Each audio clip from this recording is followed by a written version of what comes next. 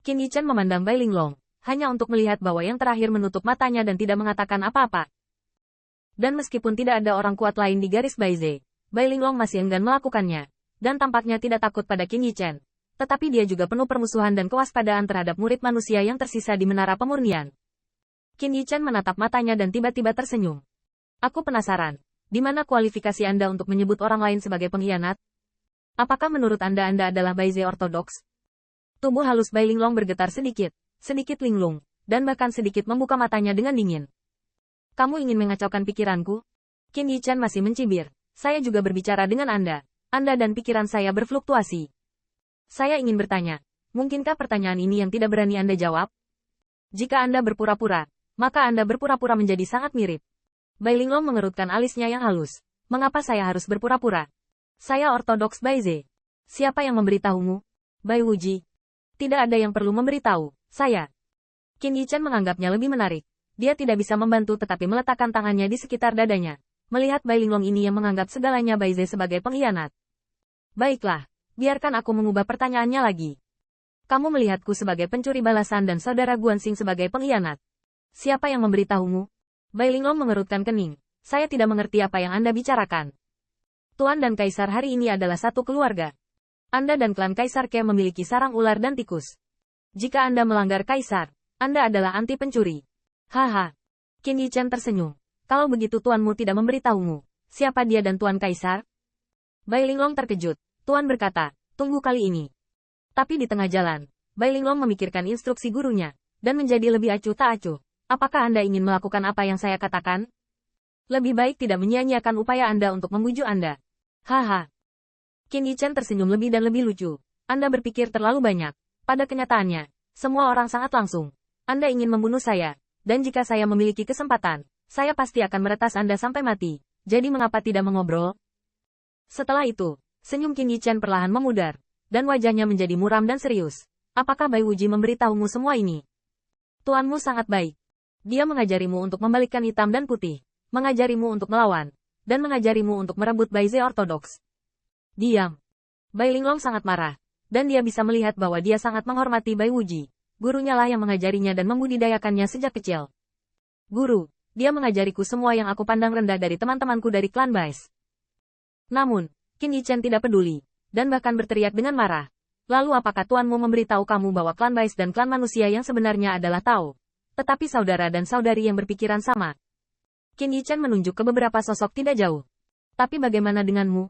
Aku bisa merasakan bahwa kamu sangat menjijikkan dan memusuhi umat manusia, dan bahkan kamu berpikir bahwa umat manusia adalah hewan yang murahan.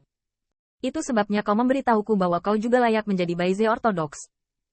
Suara Qin Yichen menjadi dingin dan parah, dan Bai Linglong penuh kewaspadaan terhadap umat manusia, dan tidak ingin melawan para dewa di sini, tetapi dia tidak keberatan. Dan teriakan dingin ini juga membuat mata Bai Linglong bergetar, dan ketidakpeduliannya secara bertahap berubah menjadi niat membunuh. Kamu berbohong padaku. Kamu yang membalikkan hitam dan putih. Ini aku. Qin Yichen tidak bisa membantu tetapi mencibir. Masalah ini diketahui semua orang di dunia. Jika kamu tidak percaya, kamu bisa keluar dari klan Baize dan bertanya. Ah ya, kurasa tuanmu akan mengatakan bahwa tidak peduli klan Kaisar Ke, klan Kunpeng, dan ras yang berani curhat dalam masalah ini. Mereka semua adalah pengkhianat, kan? Mata Bai Linglong bergetar, dan apa yang dilihatnya dari wajah Qin Yichen adalah kepercayaan diri, bahkan kebanggaan yang luar biasa. Seolah dia membunuh Qin Yichen, yang terakhir tidak akan pernah berubah pikiran.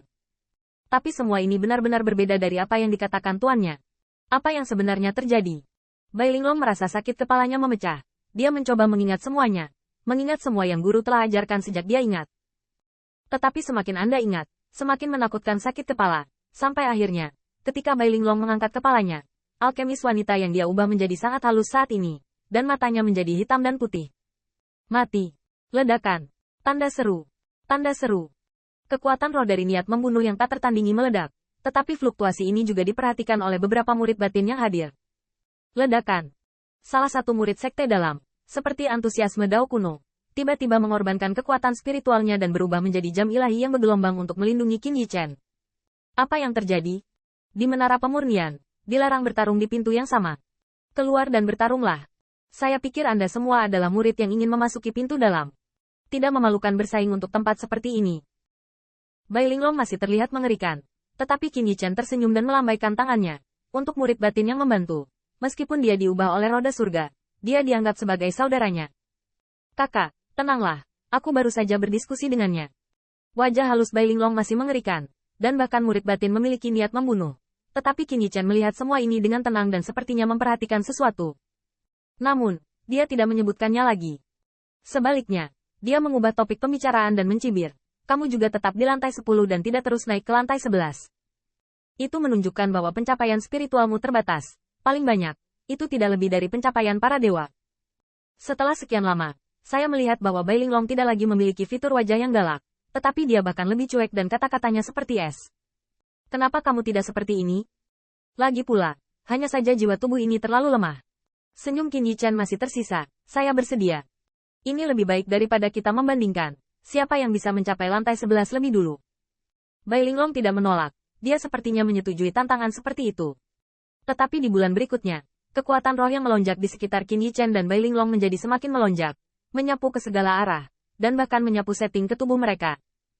Qin Yichen membuka matanya dari waktu ke waktu, merasakan fluktuasi divine power Bai Linglong. Dia ingin melihat jenis latihan apa yang sedang dilakukan Bai Linglong. Gurumu juga mengajarimu kultivasi Tuhan? Dia juga memberimu latihan? Bai Linglong tetap diam, dan tampaknya sangat waspada terhadap Qin Yichen, dan tidak akan pernah melakukan komunikasi verbal lagi. Namun meski begitu, Qin Yichen bisa mendeteksi beberapa petunjuk. Teknik budidaya dewa ini tidak mudah. Apakah itu diciptakan oleh Bai Wuji? Atau apakah itu leluhur hitam? Meskipun dia percaya bahwa tidak sulit untuk menciptakan metode kultivasi dewa dengan kekuatan leluhur hitam. Tetapi Bai Linglong menyempurnakan senting di depannya dan memperkuat jiwanya, yang membuatnya merasa tidak bahagia. Setelah itu, keduanya berhenti berbicara. Tampaknya semua konfrontasi telah berubah menjadi kekuatan mental yang mengamuk di sampingnya akhirnya. Setelah 1 bulan berlalu, Qin Yichen tiba-tiba membuka matanya. Di matanya, senting tiba-tiba muncul dalam semburan. Dan bahkan pada saat itu, senting dan kekuatan spiritualnya saling terkait, berubah menjadi cahaya pedang yang tak terhitung jumlahnya melonjak, menutupi Bai Linglong ke segala arah.